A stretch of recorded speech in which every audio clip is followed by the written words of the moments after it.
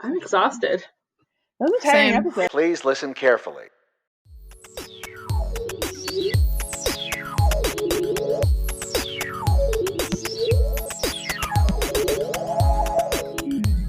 What's up, nerds? Welcome back to another episode of our special presentation of Cristina Reads, brought to you by the Everyone and Their Sister podcast. My name is Cristina. I'm your host. And for this episode, we're going to be talking about 4 romance books and how their settings, their background characters, and the overall universe contributed to what made that book really, really great. I'll let my panelists introduce themselves and their book. If anybody wants to introduce themselves, they're welcome to do so now. Oh my god, is it me again? I thought it was Nat. Oh fuck, sorry. No. I'm Stephanie. I'm talking about Lord of Scoundrels by Loretta Chase, and my book takes place in Regency, Paris, and London. I'm Natasha. I'm defending Spoiler Alert, which is a rom-com set in the fan fiction world surrounding a TV show called Gods of the Gates. The main setting is San Francisco. It's a very fictionalized version of it, but we'll talk about that. Hi everyone, I'm Marina. I am defending the book Take a Hint, Dani Brown by Talia Hibbert. My book takes place in London. It's a very contemporary story. Not much else to say. I'm Chenise. I'm defending Because Quotient by Helen Hoang. It's also a contemporary romance book, also set in California. Thank you guys so much for introducing. So if you can't tell, or if you did watch the episode prior to this, we are recording one right after the other. So we took a little break. We're all we were heated. We had to cool down a bit. And now we're getting into the theme of this episode. If you're just jumping into the first time, either on the audio version of our podcast, which you can find on Spotify or wherever you listen to podcasts, or you're watching this on YouTube, all you need to know about this is that 4 people who really, really love romance books a lot picked their one romance read they think someone who only reads romance occasionally, and everybody else should read for whatever reason that they chose to pick it. We're going to be talking, like I said, about the settings, the backgrounds, the universes today. Each one of these guys is going to be defending why that portion of their book helps justify why that book is great and how it helps move along the story. And at the very end of all this, we're each going to be voting on which book we thought was defended the best, which book we thought had the setting that or background characters that worked best for the story. So let's get right into this and let's start talking about the settings and the background characters of Kiss Quotient. Let's get ready, Chenise. I know you're not last this time, but hopefully that means after you do this, you can just relax for the rest of this episode. There's not too much to say here. I mean, right off the bat, I personally think that of all of you guys, Steph has the best place to come from because she's really the only one with a distinct setting. And that feels really true for Kiss Quotient as well. In terms of where they are doesn't feel super relevant. So we're definitely going to be talking a little bit more about how do the other characters fit into these main people's lives. And this was a big issue I had with this book. I loved Michael's setting so much. I loved his family. I loved the moments that we were with him. I think that was really good. I think seeing his Vietnamese family, I think seeing how Stella interacted with them and the way that, his mother and Stella interacted was really strong. He is really a full person when you consider his settings. It's really great. And then we get to Stella, and the whole time I'm just like, well, what the hell is this? Because Stella is an island. Like, yes, she has parents, but we really only ever hear of them through a phone conversation. And they help kind of create a picture of how she feels about herself and how she feels about what she's doing, and maybe helps justify where she's going. But the people in her lives feel like props. They do not feel like real people. And I don't really get why they're there.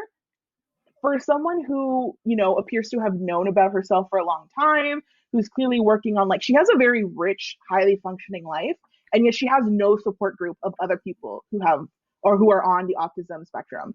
She has no friends. She has no one in her life except for this one dude that she works with who has a really fucking weird sort of driving force behind him where he's mean to her, but maybe he's a little bit into her. And then the second she has a boyfriend, suddenly he's like, wait, I thought it was always us. And you're like, oh, great, this trope. Amazing. I love it. He feels so fake. Her parents feel very cardboard cutout.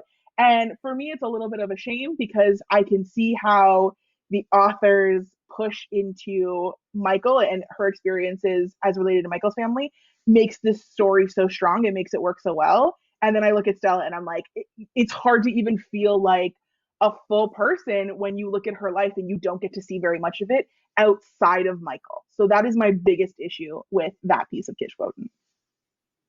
Yeah, I think starting with Stella, a lot of it comes down to, and she addresses this a lot, is that because of her autism, she doesn't feel like she can connect with people as much, or that they won't accept her for how she is.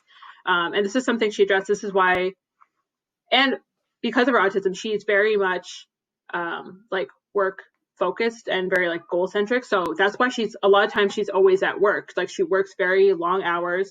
She has a very strict routine, which is something that her coworkers comment on. And I think when she like goes out for like a lunch date with Michael, Philip, who is her like kind of weird pervy, wants to date her coworker. She goes out for lunch with Michael, and he's like, you're leaving the office for lunch? Like, it's the most like bizarre thing to him. So I think a lot of it is for her, she doesn't really know how to form those connections. And that's a lot of it. I think a lot of it is why she starts that relationship with Michael, is for her, she thinks it's sex and intimacy. But I think it really stems to her entire like social life of, you know, finding connections with people. She doesn't know how to do that. So I think by her having this fake relationship with Michael, she will learn how to make those connections with other people that aren't like looking for something out of her that she doesn't want. So to go with Michael's side, he has, like you said, an entire rich cast of characters surrounding him. His family is one of my favorites. They're just so great. He's got like 5 sisters who all just chirp him and make fun of him at any point they can. Like they're making out, Stella and Michael are making out in the car, and his sisters are out there being like, hi, can you not? We're right here.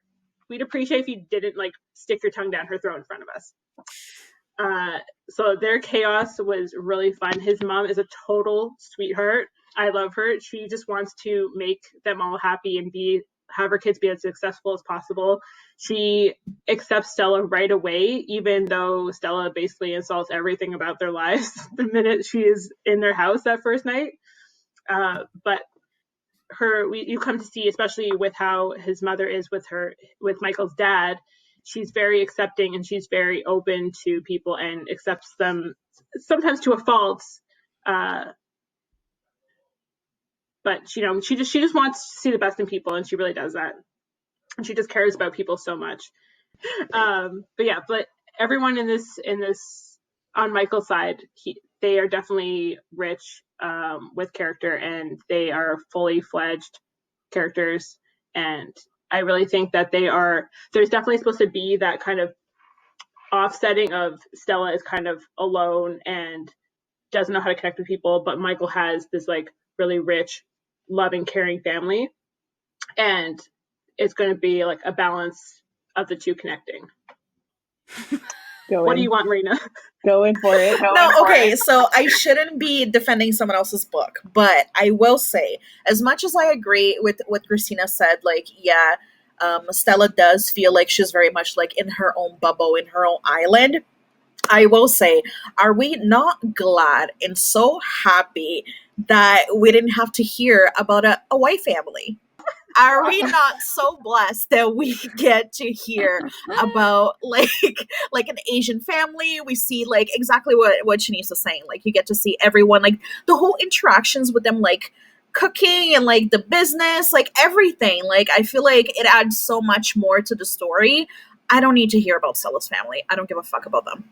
I'll give you don't need to hear about a family. I'd like to hear about a fucking friend.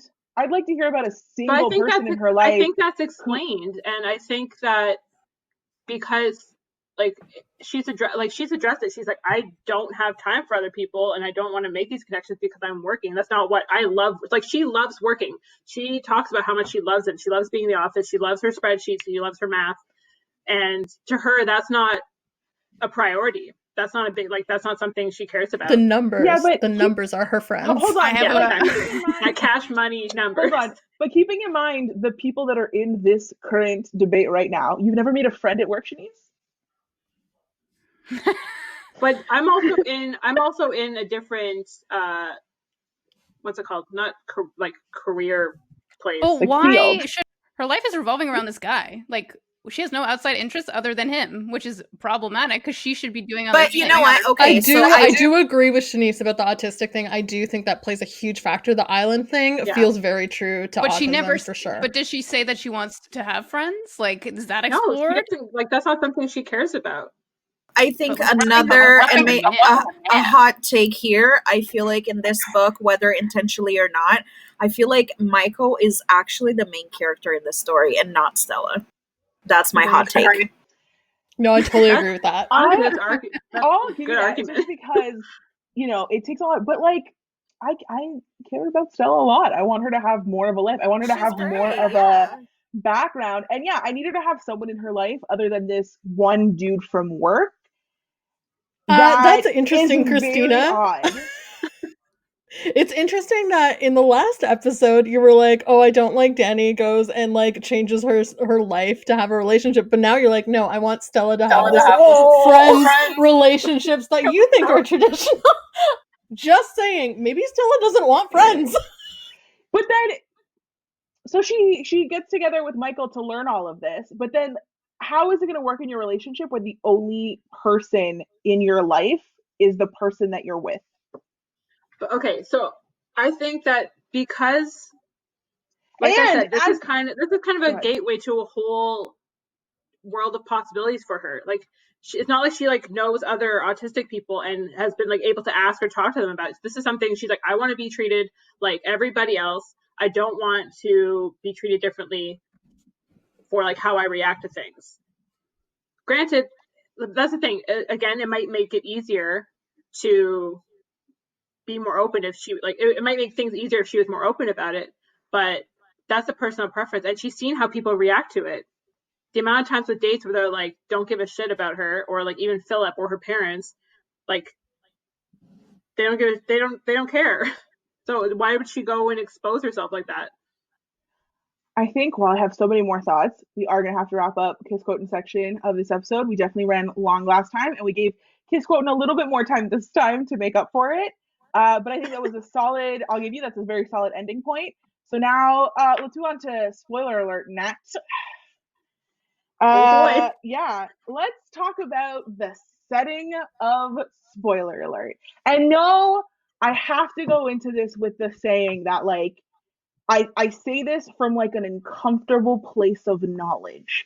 Like, it's one of those things where you're like, oh, I am on a page. Also, I don't want to be on this page because the level of fan fiction and fandom references, just the whole concept of the book being around that. On the one hand, I'm like, oh, I immediately understand everything that's happening because I know what a beta reader is. I understand how fandom works. I can immediately see the archive of our own, which by the way is never specified that that's what AO3 stands for. I can see the page, even though I listen to the audiobook, as she's going through the tags, I can see the little fucking underlines underneath each one. Like the way it's steeped in that fandom is a very like, okay, I understand everything in this book. One, if I didn't know that much about fandom, is this book even remotely accessible? I think is a really solid question. Like, I know fandom is getting more popular and the idea of fan fiction and cosplaying, all that stuff is getting very, very mainstream. But the way we go in on fandom and the knowledge of fan fiction and all the things, it gets almost granular to that level. Like, damn, they've got their own separate like Discord server going on in this book for all of the fucking BNFs, big name fans, in the God series. Like, there's a lot happening here, and that's another thing about like this guy. He's not just in fandom. He doesn't just write fan fiction. He's entrenched. They describe them as having been one of the like leading builders, and then I'm having these flashbacks to being a kid and being in the Harry Potter fandom and knowing about Cassandra Clare and all of the drama that went in there, which means I'm also uncomfortably aware of like all of the possibilities. The fact that she drops in, oh, I'm dating the guy that's in the show we're talking about, and then we're just supposed to believe that all of these people she's in this server with are like, okay, we'll be cool with that. We'll be respectful people like about that. We're not gonna lose our minds, and you'll never be able to go on the internet again. It's just this got a lot of all over the place. What I'm gonna really come at it is that it is a little too based in the fan fiction world. You have to know a lot about fandom to really understand a lot of what is being said, not what's going on, but what is being said. If you've never heard of a beta reader before, the fact that he is her beta reader and she's his is a lot to get through. And a little bit because of that, the whole book feels, back to I think what we talked about last episode too, feels aggressively fictionalized. It really feels a little separate from reality because of that. But I do specify like it's a dislike I can only have because I know it in my heart. Like it's a like, oof, I don't like seeing this right now. This is private. Thank you very much, Olivia Dade. Please. So that's what I'm gonna say on that.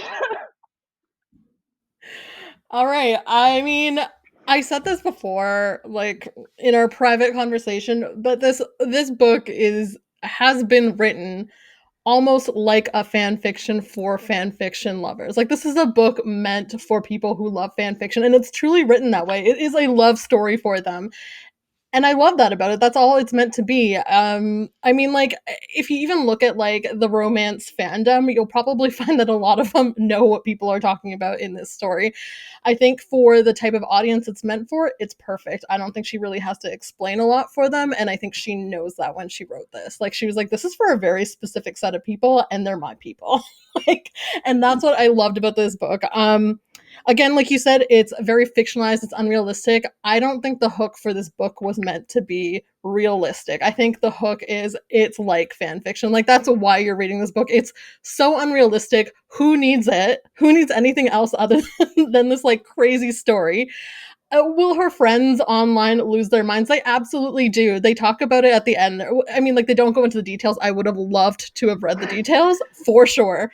But she's like, yeah, did their love story, that kiss at the convention, lead to like a billion new types of fan fiction? Yeah, it did. And I'm like, yeah, I'm here for it. Like, fine, whatever. They're like their relationship is held on this like crazy pedestal. But that being said, like I get where you're coming from, where like there's a lot of things aren't explained. And yeah, for somebody that's coming into the story, maybe they read previous Olivia Dade books, maybe they just read regular romance and they're coming into the story, it might seem a little bit confusing, but I don't think this book is for them. And after all, this is called Cristina Reads, and I chose this for you, Cristina.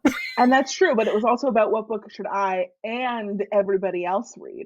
That being said, I obviously don't think all romance is for everyone. I think this is a very specific type of romance audience, and I think it caters to that specific, because like if we look at like the nature of fan fiction, a lot of it is about the romance. Like that's what people are reading it for, and I think this is definitely catering to that audience. I mean, like there's just so much going on. Like if I go into like how steeped it is in the fan fiction world, I think that actually won the book over for me rather than like if they had less of it. Because just reading like even just like the clips of the stories, fucking Aeneas's inconvenient boner week, I fucking lost my mind. Like I was like, I know what this is. I was like, I know exactly what this would entail. I need to see the inconvenient boners. The fucking stories, like just like the little clippets from the stories were so well done. I think like I'm trying to imagine how much time it took Olivia Dade to just like write every single one of the stories based on this like very, very developed TV show that she has in the back of her mind. And I know like, yeah, partially based on Game of Thrones, but like partially, yeah. But like there's also like this whole like book story behind it. The author E. Wade, I think, or whatever. Like there's this whole other thing that I'm just like, she's built it so, she's fleshed it out so well that I'm like, I love every single moment of it. And I know you didn't mention Did this, she but flesh there it are out? I mean, Steph, who didn't finish the book, okay, but cannot You say are not a fucking supposed word. to say that out loud. well, no, while but if you're recording. stealing from Game of Thrones, I like immediately She- if I knew exactly what it was. Is it like how But far off like did the she go? scenes, the The scenes aren't like producers was from Game of stolen. Thrones. The bad producers, the shots she made in the first beginning, they were all taken from Game of Thrones. So I'm just like, is it far fetched? I mean, But like, I think like, it's done on purpose. It's done on purpose because it is a love letter to fandom. So she wants people to recognize that it is Game of Thrones. Yeah, I think that, like, I mean, I clearly didn't. Like, I found because it, like, so I haven't been in a lot of, like, I haven't done fan fiction stuff recently. Steph and Marina know at the cottage, I, like, rediscovered my old fanfiction.net, like, username was still there, and I was, like, having a crisis. So, like, I get the whole fan fiction fandom. I've been there. It hasn't been so much recently just because there's so much of it now and it's so overwhelming. But I found when I was reading the story, it kind of took away like the amount of it. And like I understand that it's like for a specific reader, which I think needs to like I'm not going to recommend this book to a lot of people because there's so much fan fiction and stuff in it. And like I found like with all these like little snippets of other stories and all these like little other things other than the main characters, like my eyes glazed over. It was like I found it distracting. It like, took me out of the story. I'm like, I don't care about this one shot fiction. Like I don't care. Like it just took it away. Like, it took me away.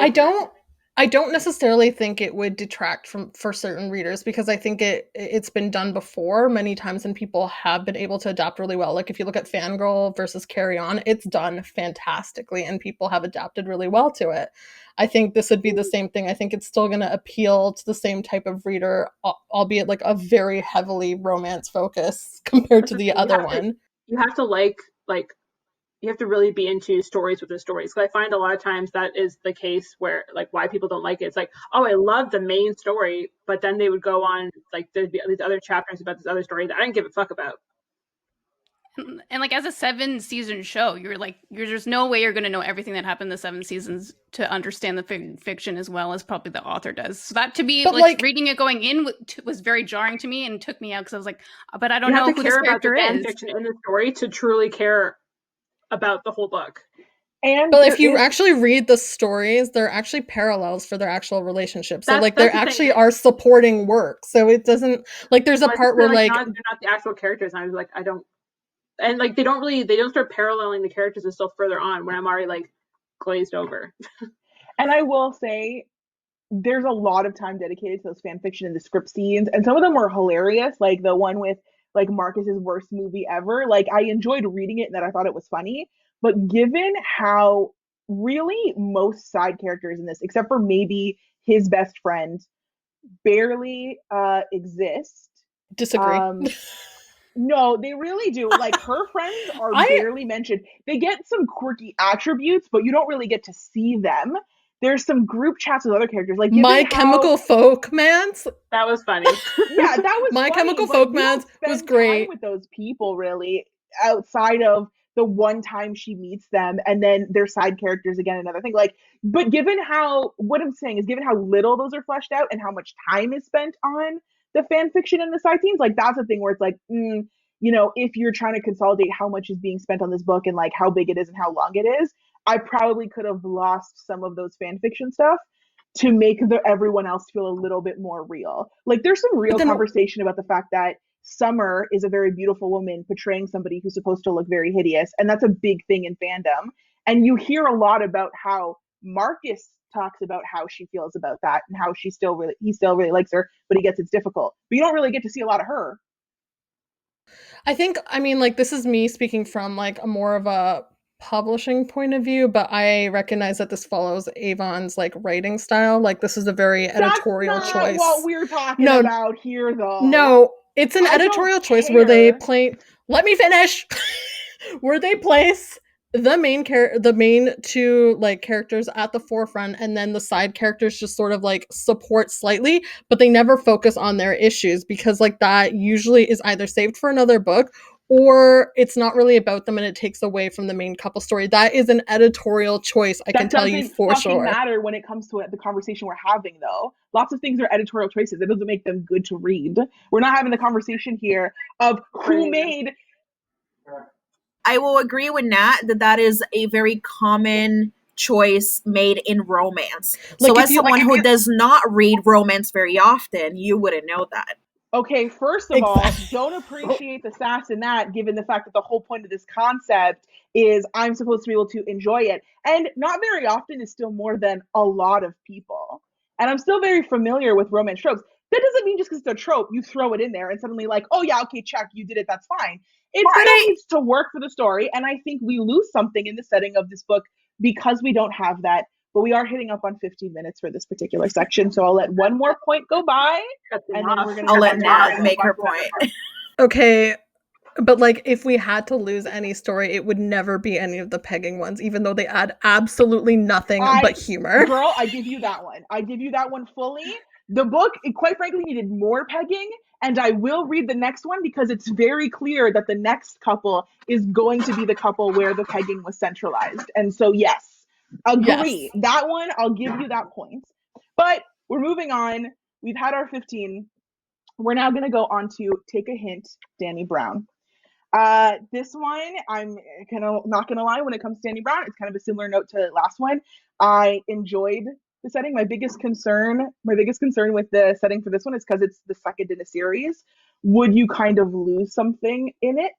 And I wouldn't even say that you do. They definitely, you can tell that you're supposed to know some of the characters when the book starts, but I'll give Talia Brown the way she does it. Like, I never felt like I was missing a lot of information.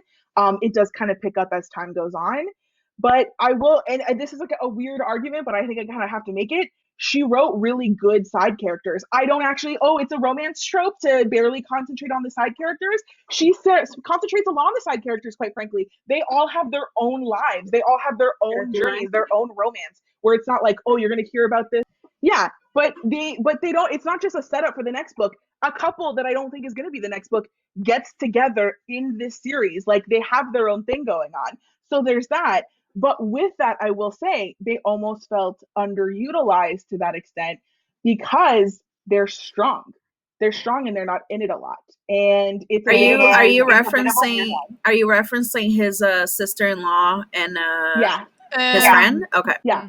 Because I like that, but then it was also a weird kind of side love story. And I know that again, it's a romance. The main couple is going to be the focus, but I almost wanted more from them. Like, there's sometimes where his friend is really developed and I like his family, but you see them in such a specific way. And then there's like this revelation of like, oh, they got together, and you kind of see it coming from how it's laid up, but I almost want more of them. And I definitely want more of her family, especially knowing that the series is about the Brown sisters. She spends a lot of time with her friend. I want more from those side characters because I do think this book had the space to concentrate on both of them. So that's what I really wanted from Take a Hint, Dani Brown. I'm going to, and maybe this is just, Talia Hibbert was very successful. I'm going to read the other ones because I want more. You should.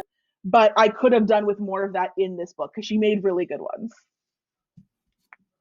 I think, and this is something that we have discussed already, in regards to like Nat's book. Stop being mad. And I think in the previous episode we kind of touched on this as well. But I think in this case, part of what we're missing here is more of a side product of one, the genre and the way that these books are usually framed, and the expected like length and flow of romance novels, but also exactly what you mentioned, the fact that it is part of like a series. So for those who don't know that are listening to this podcast and have no idea about who Dani Brown is, Dani Brown, this book specifically is the second book in a series about all of the Brown sisters. So the first book was Get a Life, Chloe Brown.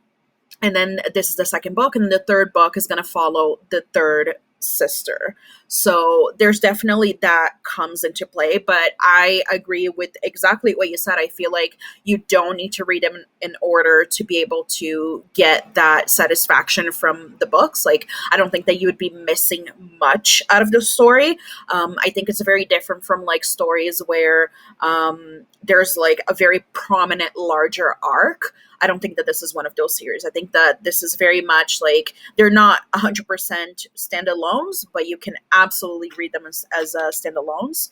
That being said, I think that there's also two parts to this. So there's the side characters from Dani's side, and then there's the side characters from Zaph's side. So on Dani's side, we know already that she's part of a larger arc of sisters. So each book is going to follow a different one. So I feel like we get a little bit of insight into the family dynamics from Chloe Brown in book 1, and that continues to happen in book 2. So in book 1, you wouldn't know this because you haven't read it, and you could say that that's a fault to the book. But again, other than you being in this situation and me telling you to read book number 2 first, I don't think anyone else looking into starting into Talia Hibbert would start on book 2. I think most people would start on book 1. So I think that you are a special case, and that's my fault. That was my choice. I just love Dani Brown a lot more than Chloe Brown, but both great books.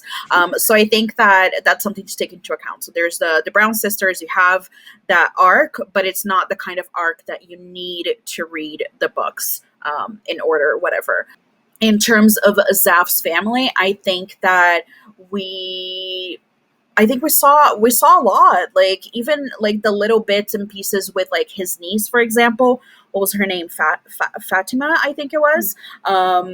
Like what a beautiful friendship that he had with her. Like, yeah, they bicker and like they poke at each other a lot, but that's how they have fun. That's how they interact. Like that's how they show love to each other. And we see that throughout the entire book. We see, and also I think again, like the relationship that he had with his mother, for example, isn't it so? I feel like one of the best moments with Zaph, in my honest opinion, are the soft moments when you get glimpses that he gives to the reader into his family dynamics. So even when you learn, for example, when he started like reading romance, he tells us a story of like the relationship of like, I think it's like his niece or his sister-in-law, where they were like throwing the book at him, and like that's how he starts picking up romance books and like reading and stuff. So I think that Talia did a great job putting in little bits and pieces where in your mind you are able to build the full picture and you're able to visualize exactly what this family is like. So yeah, that's what I have to say. I think it's hard to argue with this one. I mean, like that's the thing. It's like, yeah, Zaph, like I really like his family and like the people on his side. But yeah, I'm struggling to think of like, I totally forgot Dani had a best friend. Like I forgot that. Yeah, that was the one person that I wanted to hear more, but I don't fault the author for not including more. Like the only person I really remember from Dani's side is her ex-girlfriend. I think that's it. Joe? Is that her name? Yeah, that's her name. Yeah. But yeah, so I get it, and it is hard to follow. I can't say that I actually had a lot of negative here, and it was difficult to try to find something, but it is that situation of like, just because something is a trope or standard to the genre, I feel like romance more than maybe even more than any other genre is really set in things you need to make it romance. And outside of the like happily ever after and focusing on and like the main plot being a love story, I think it shouldn't just be like, oh well, it's romance, so it's fine that it did that. I think that there are romance novels out there that really buck that trope and really buck that trend and do it well. If you're putting the trope in the book because hey, it's good and it fits the story, great. If it's in the book because it's just to move the story along and that's what people expect, that I'm not as here for. And I feel this way about Dani Brown in particular. The situations where this book falls into those standard tropes or tries to hit them, where Talia Brown really fits it, where Talia Hibbert really fits it to be a like standard romance, is where it does start to fall apart to me. Like in the last episode, where it was that sort of third act breakup that you kind of expect, where the side characters that she fleshes out have moments themselves. Like you can tell that she wrote out backstories for them and she understands them really well, but you don't get to see them very much. And even in next episode, we'll talk about it a little bit. Like I like her writing, I like her story, I like where this is going, and I almost want more of it, while still dealing with the fact that like it's a romance, it's about a love story, and we know they have to get together at the end. But I don't want anything else to be about a trope when it comes to this kind of the book and this kind of writing, because otherwise it's strong. But let's free, and I can't wait for the third one because I want to see if it frees from them. When you say trope, what exactly do you mean? Do you mean the fact that the characters are not fleshed out? Is that what you mean? Yeah, maybe trope is not the right word for this, but like, because like you can use a trope and you can use it well, you can use it poorly, but more like when it feels like there's these rigid barriers to the genre that you somehow have to fit yourself into. And my opinion is that it feels like romance is one that has more of that, where when books don't have that, it's like, oh my God, it doesn't. You know, that's one where I'm like, I would love to see, and I'll definitely read more of this author's works too because of it, but I'd like to see, are those things in there because it's what is supposed to be in there, or are those things in there because they're what you expect from a romance book? And I think also, yeah.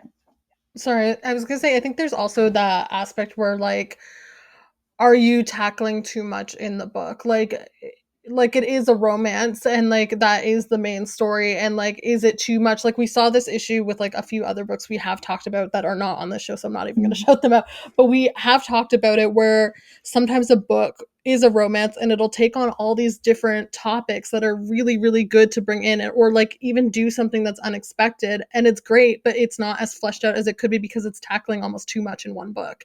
And I think that's an issue you come up with a lot in writing a romance, because like, oh, you're already doing this one big thing, why would I add all this other little stuff? Like I think that's something that you have to know what to cut, and I think that's an issue. Like some readers will want that stuff that you cut, but some readers won't, and I think that really depends on the reader.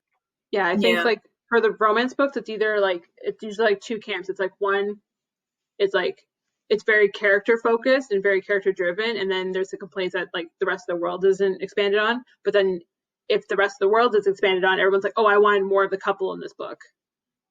Which like I see like one or the other a lot of times in different romance books. I've had that same critique about it where I'm like, oh, I would have loved to see more of like the main couple. Or like like a romance is a 3-act structure, basically. They meet, there's a conflict, they break up, they get together at the end. Dani Brown does that? Is it like super extraordinary, nothing I've ever seen in a romance book before? No. Could it have been? Possibly. It could have totally. I think the characters are so strong that it doesn't really matter in this case. I think in this case, even though the story stands on its own feet, I think that the logistical aspects of writing this book, like let's get real here, she's not going to dive into so much of Dani's family because we know as the reader, this is part of a series. So you're going to get those stories with the other books. I understand that in this specific case, Cristina read the book as its own compact situation. But the reality of the story on Dani's side is that it is part of a larger package where you get part of the story from each book. That's it. I think as we go on to the next one, I have one more point to make for that. I actually don't think it's going to be that odd for someone to read Dani Brown first, because from what I can tell, at least, this book seems to be significantly more popular and significantly more well received than the first one. And this could be me being wrong, but definitely seeing books, I feel like in romance, this is also a genre where it is more common to read anywhere in a series and not necessarily start as one. As Steph loves to tell me when she recommends the 12th book in a series to me. Oh my gosh. And then I have to be like, wait, do I have to start from one? And sometimes the answer is yes, but sometimes the answer is no. So I think this one is one that could go either way. But I mean, I think we've pretty much expanded the conversation that we can have on this one in terms of setting and background characters. Like there is one thing, and there's nothing really here for you to come back to me on. Okay, but these are two in one scene. These are two 30-year-old men. They're not that old. Okay, they're a little older, but they're generally around our age. And with the like 12-year-old kids on the rugby field, they need to teach him what a push notification is. And I can see I can see Zaf not knowing. The fact that both dudes in that situation were like, push notification? What are the things these kids talk about? Like, I agree. Come on now. We're not that old. But that was Take a Hint, Dani Brown. We're now going to go into our last book. We're going to go into Lord of Scoundrels. For Steph, I think this is going to be definitely, you have the advantage here. And I will say, because when I'm talking about the settings for everybody else, I'm really not talking about the settings. I'm talking about the background characters. I can't really speak to the universe or the setting because it's right now. And so as long as it feels like it's right now, it's hard for it to not be right now. but you have the whole Regency era romanticism to go on, the beautiful dresses, the like carriage, all the negatives that come along with that, but also all of the like shit that we love, which is the like clothing porn and that kind of stuff. So there's that benefit to it. And I don't dislike a historical romance. I like when a historical romance is in that kind of world where you kind of immediately can assume the politics of everything that's going on. You know, it's not hard to understand why things are happening. It's clear that their entire story, it's necessary for them to be in the 18th or 19th century for their situation to happen. So like in that sense, it fits. So when we talk about the background characters for Little Scoundrels and where it really comes at me is that every single character in this story, except for literally two of them, are terrible people.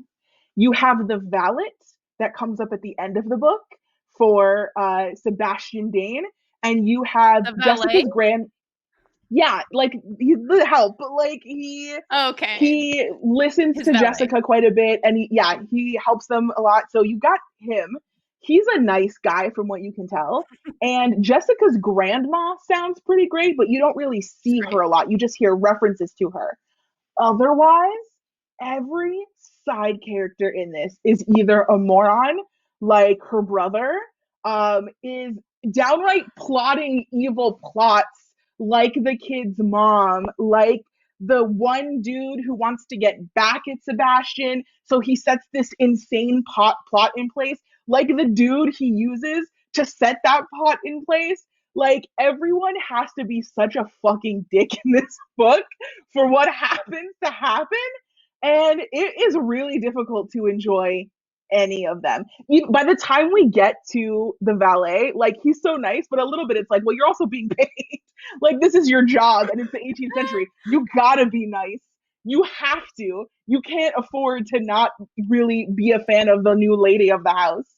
So that one was rough. It felt, because I don't like the main characters, or I don't like Dane in particular, what it feels like to me is that it's a situation where like everyone else is trash and then he doesn't look as bad. But when you isolate everybody, you're like, no, trash, trash, trash. I mean, I don't think it would have worked if you had one good seed in that whole selection of friends that was nice. Like, the plot wouldn't have worked if there was like a one guy be like, you're kind of an asshole. Like, it wouldn't have worked. Or valet, he's gonna get paid. He's not gonna tell his boss like, you're a bit of a dick. Like, you need to fix this. But like, also, it's kind of a reflection of the aristocracy. They don't have jobs. All they do is drink all day. All they do is gamble away their money. So like, that's the kind of situation he's gonna be in, and they're gonna be awful. And like, what can you do about that? Because you're furthering the plot of that he's terrible, and like, these are the ways he's terrible. Like, you couldn't, and the way he's like fit in, as you'll have learned when you read that 44-page epilogue, he was abandoned and like bullied at school. So like, how are you going to join a group of friends? You're going to be as bad as them, so they don't reject you too. And like, he's a soft boy, afraid of his emotions, Cristina. If someone rejected him, I don't think he could have handled it. So he needs to play the next level. He needs to be ready to be like, you know what? I'm going to be these people's friends. I don't want them to reject me, and I'm going to be all alone and sad, because like, he already is that. Like, another full blow, like, I don't know. I don't think he could do it. I was so with you until Soft Boy. I was so with you until Soft Boy. He's afraid of his emotions, though. Like, the whole book, he's afraid of his emotions. He's afraid he's going to be left alone. He's like, abandoned. No one loves him. Like, that's what he's afraid of. Like, that's, as Marina said, he's kind of the main character of this rather than him. And I also want to mention that all those other side characters you hate have their own book, because this is a romance book, and this book is not the first book in a series also. You're dropped in there. How many of them do you have to dislike? Like, people don't need to be perfect, but I need a reason to like them. And I don't know. It's not all of them. It's one of the guys. I think it's the guy who's like the mastermind of the plot. He gets the other book. The one was like he looking through a glory hole, or is like no, not that guy. No, not that guy. But like, I guess it's like her being like, the aristocrats are like useless men using their money. But it's really, what it really comes across in terms of reading it is it feels like a situation where like they're just plot devices, not people. And I don't think they need to be, because it's going to take away from the main plot of the story. If you're going to give these people any more page time, it's going to take away. This is already a long book, and like already you're getting two tropes, which is actually not done very often. Hold on, Maria. You can go. Yeah. No, I just want to say, I think that an extra challenge that Steph's book and any historical romance is the fact that you have those societal expectations where people can't just casually hook up. They can't just casually have sex. So there's always going to be a very elaborate scheme situation. Like there's always some very elaborate situation to justify those two people being able to even like touch the other person's wrist. Yeah. There's always that kind of like evolved situation. And I think that that's always gonna be a challenge for any historical romance. And I think that in a way, those several tiny side characters are used, like they have to be used as a way to build that scheme. You know what I mean? Like if the first half of the book was in London, it's not possible. Like it's literally not possible for any of that to happen. So like you need to open up the scheme of the world for her to be able to do anything. And then as soon as they go to London, everything closed down. She's proper. You're getting a wedding. You can't be left alone. You're going on a carriage ride with the two wild animals, which was my favorite part because they were trained to be dicks, but secretly they're just fine. They're just circus horses. Sorry, Chenise. That's my love that part. Gotta be honest. The horses. They all end up kind of being forgettable to me because of that, though. Because they're not people. Those horses had personality, though. Those horses had personality. Okay, his best buds were those two fucking horses. Yeah, I was gonna say all those shitty guys. I've kind of I had to make sure that I knew the names so that I didn't forget who was scheming what because they were all doing the same thing. I do, Steph. I love a good historical romance. They have to the glances from afar and they have to be talking innuendos so that you can have two different conversations. One's proper and the other one's I want to bone you, but I can't. Sorry. But I love a historical romance setting. I love that they have to have these weird ass plots, like the marriages of convenience. So good. I respect historical romance writers because you have to go through so many hurdles and you have to be really creative to write historical romance. It is historically accurate. You have to spin those tropes differently, otherwise they all sound the same. Well, like I said, there's two tropes in this book. It starts off as enemies to lovers, and it turns into a marriage in trouble, which is hard to do in a romance book when people are expecting one trope per book, or that's what you're going into to expect, which is hard to do. And she pulls it off. By the ending, they still feel like enemies to lovers. That still feels like the main one because they're married and hating each other for a good portion. Well, sort of. There's hate banging their entire lives. Yeah. But yeah, I think for me, what it really did was I can see how all of those tropes again, but it's again part of the conversation. Just because these are things that happen in the genre doesn't mean that when you're reading them, it's oh, this makes me enjoy this. I can't remember the name of a single character outside of the main two. But I don't think that's important. Especially because all those dudes, they run together.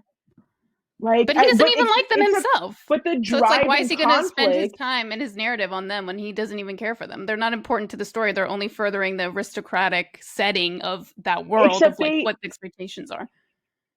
Yeah, they drive the main conflict at the end of the book. They are the reason that the main conflict at the end of the book happens is because of that other character. And when they're explaining which guy it is that's trying to pull off, hired this or got this other guy to do it because he is mad at Dade and he maybe he wants the picture because he realizes how much it's worth or somebody tells him how much it's worth. In that moment, I have no idea which character was the character that told them how much it was worth, planned the whole thing, and then actually did it. They could all be three men with the same face. They're the same person, yeah. Yeah, but... But that doesn't, the setting then does not uplift the universe. They're just props. It's watching because those guys a TV are there show, but everything is made out of cardboard. I mean, their whole world is about games and plots and bets, and including that in the narrative is part of furthering the story. And that you kind of need that you need that ridiculousness of someone to be I have no time on my hands. I'm going to make this crazy plot to get money because I'm too lazy to work, which is what happens. Make them characters. Yeah, everybody's like that. Nobody is identifiable. I mean, they're all the same. They're supposed to be. There's too many shitty bad people and not enough grandma. I don't think you're wrong, Cristina, because I agree. When I listened to the audiobook for this book, and I whenever they weren't talking about the main couple being in the same room together doing shit to each other, I was yeah, I'm paying attention, but I'm somewhere else. But it didn't take away from the story because I don't know. I was still able to follow along. Yeah. as this is one of the things that is most important to me because it's one of our main themes, it takes away from me when it's not strong. But that is pretty much as much time as we have for Load of Scoundrels. So we're about to start voting, and as a reminder for our audience, the voting is supposed to be based on which setting, background characters helped further the story most? So which ones did you enjoy the most? Which ones fit into the narrative books? Which are the ones that you couldn't really remove from the time? All of those things matter. But also, how did people's debates affect your opinion on that as well? So people can choose to vote however they want. At the end of the day, if you want to vote strategically, you can. As a reminder of where we are after last episode, Take a Hint, Dani Brown has 5 points. Wow. His Quotient has 1. Spoiler alert, and Lord of Scoundrels have 0. Now keep in mind there will be 4 rounds of voting. We're going to have a round of voting in our next episode, and then a second round of voting there as well, just about the overall book. So it's still technically anyone's game, but let's get started with this round of voting. Chenise, place your bets. If we're going in terms of like a setting and stuff, as much as I had problems with it, I do think it was the richest out of all of them. So I'm going to go with spoiler alert. Spoiler alert. All right. If we're not talking about my book, but yeah, I think the fan fiction element was very well done. It was just a lot, which is good and bad, I guess, depending on who's reading it. Stephanie, what is your vote? I'm going to pick spoiler just because I'm learning about a new world I have no idea about, right? I'm learning about fan fiction. I don't know. I didn't know that you had beta readers for fan fiction. I thought you just like fucking went wild and posted a story to whatever you wanted. And like, yes. And Marina, what is your vote? We're not redebating. Marina, what is your vote? As a fan fiction reader, I will choose spoiler alert. And I will say, I think that Olivia did a phenomenal job, not only building the world of the series in the background, but I think that just the dynamics of like being in a fan fiction community, I guess you could say, and like a conference situation, I think that she did a fantastic job. And Nat, you can't run away anymore. What is your vote?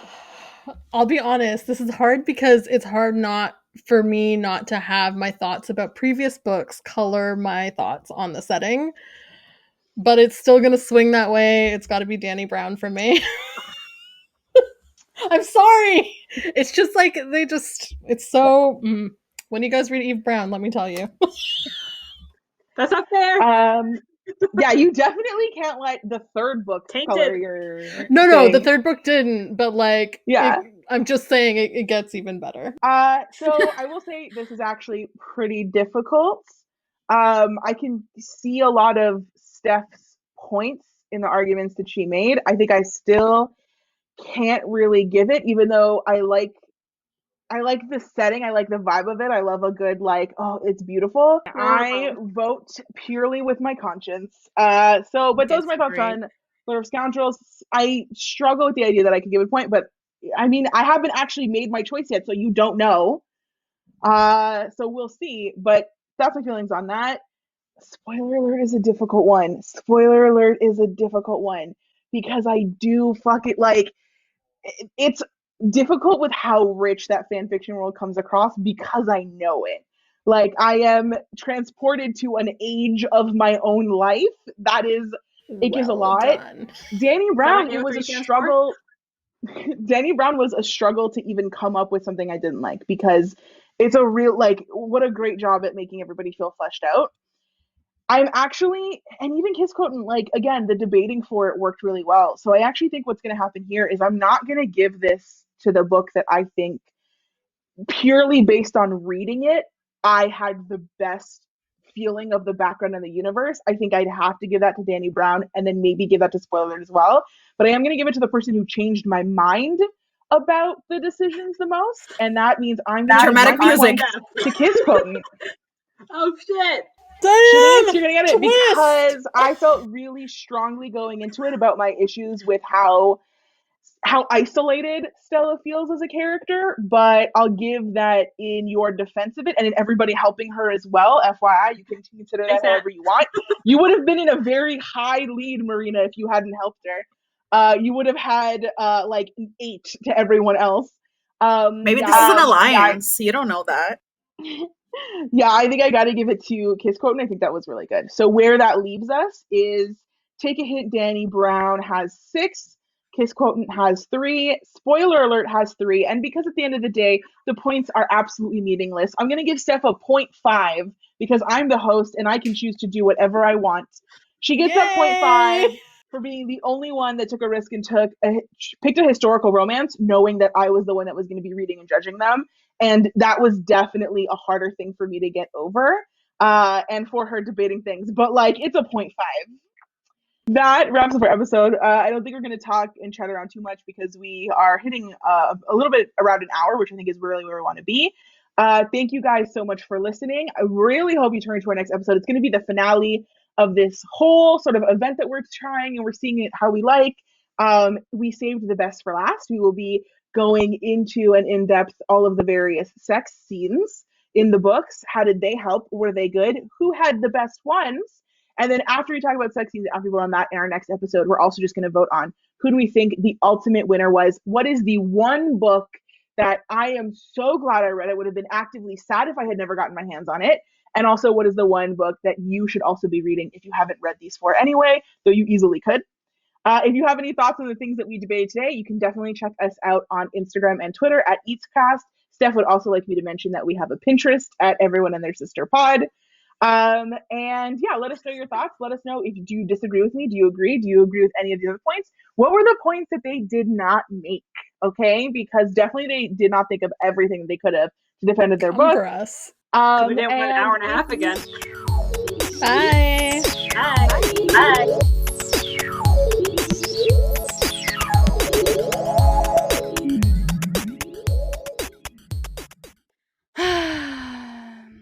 I think you need to channel like that Pride and Prejudice like hand touch. Like you need to channel that and really deliver it. The pining.